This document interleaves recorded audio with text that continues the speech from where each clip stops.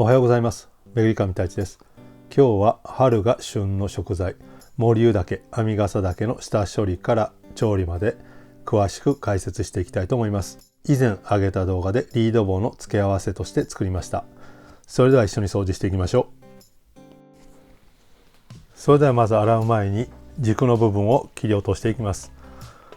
この切り落とす理由ですけども、まず長さを揃えるということ、あと中が洗いやすくなります。あとよく汚れているのでその部分は取り除いた方がいいです。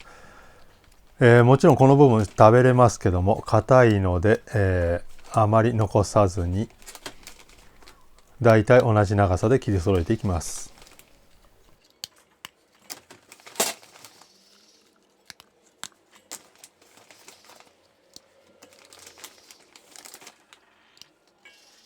軸の部分は切り終わったところでここから洗っていきます。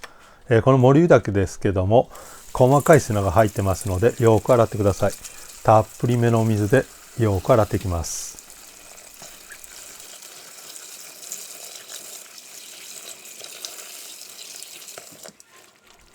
このように一回水が溜まったら手ですくい取っていきます。別に手じゃなくてもいいんですけども、そこに砂が溜まっていますので上に浮いている森湯茸だけを取っていきます。きれいに取り終わったらまたボウルの底きれいに洗って、この作業をあと3回繰り返していきます。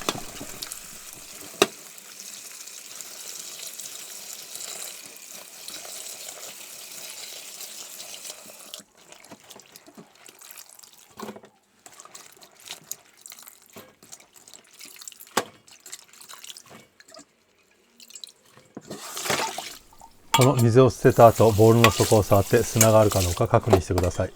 またありますので、あともう2回洗っていきます。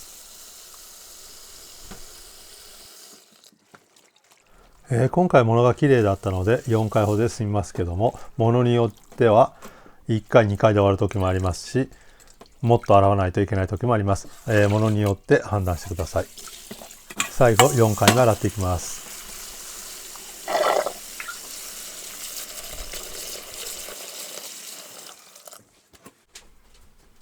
最後はざるにあげていきます。あげる時ですけども、このように1個ずつ中をきれいに洗って、中の水が落ちるように下に向けながらざるにあげていきます。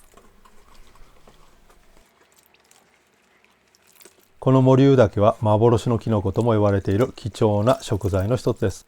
春のシーズンのフランス料理といえば森湯茸がそこら中で使われています。最近では人工栽培できるようになってきましたが、昔は非常に高い高級食材でした。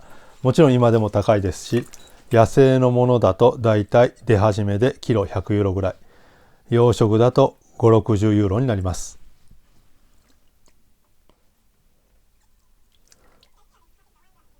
春先になるとフランス人は結構森に入ってこの森湯茸を取りに行ったりします。ただしこれを生で食べると毒性があるので必ず加熱調理をしてから食べるようにしてください。そうこうしているうちに洗い終わったので、このように全部下を向けて水気を切っていきます。この状態で1時間ぐらい、もちろん冷蔵庫に入れてもいいですけども、冷蔵庫に入れる場合ラップなどをせずちょっと風に当てながら半分乾かすような感じで水気を切っていきます。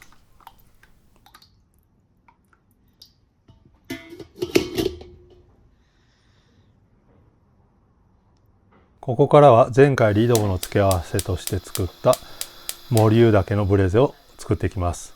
オリーブオイルをひいたところにエシャロットのしずれを入れてきっちりとシュエしていきます。この時ですけどもきっちりとエシャロットに火を入れていきます。軽く塩をしてエシャロットが持っている自身の水分できっちりと色をつけずに火を入れていきます。今回はオリーブオイルを使いましたけどもバターでも構いません。ここでオリーブオイルとエシャロットと塩が馴染んだら蓋をしてきっちりと火を入れていきます。蓋を開けた時に内側についている水滴は中に入れていきます。火が入ったかどうか食べてみてシャクシャク言わなかったら火が入っています。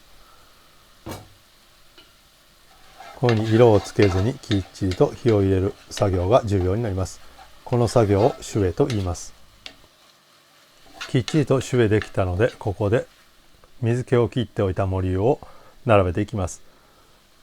茎の部分の方が硬いので、茎の部分から火が入りやすいように茎の部分を下にしてきれいに並べていきます。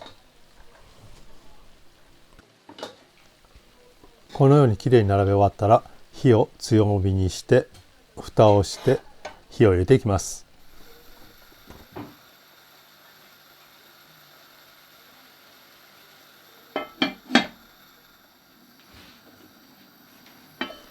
5分ほど経ちました。このようにきっちりと火が入って森湯だけから水分が出てきています。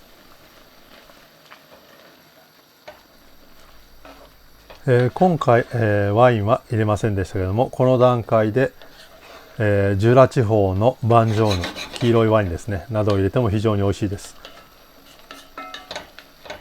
今回はここによく混ぜた後、フォンドボーを足してこのままブレゼしていきます。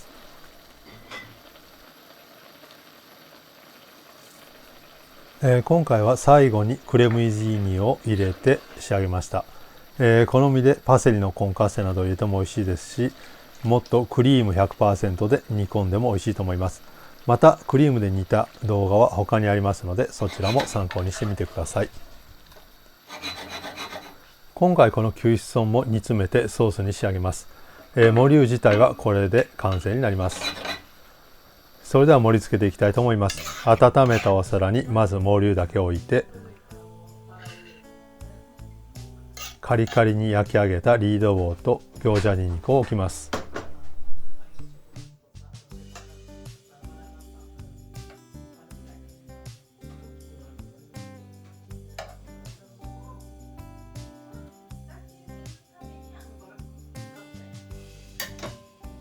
今回のソースは赤ポルトを煮詰めたところに森湯だけのキュイッソンを入れて、あとフォンドボーを入れたソースになります。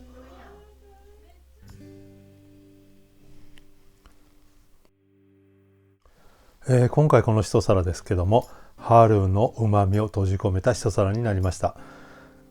香り高い森湯だけと野性味あふれる餃子にんにくの香り、あとリードボーは中はしっとりとしていて周りがカリカリに焼けています。今回この料理に合わせたワインですけども、ドメーヌ・ブーシェ・アミーのエシェゾー・グランクリュ2011年を用意しました。ブルゴーニュ地方のロマネ・コンティの横にあるグランクリュの畑の一つのワインです。ブドウ品種はピノ・ノワールを使っていて、2011年のものなので結構熟成していて非常に相性が良かったです。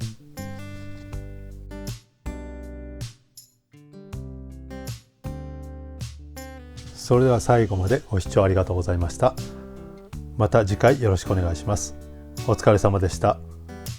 ボナペティー。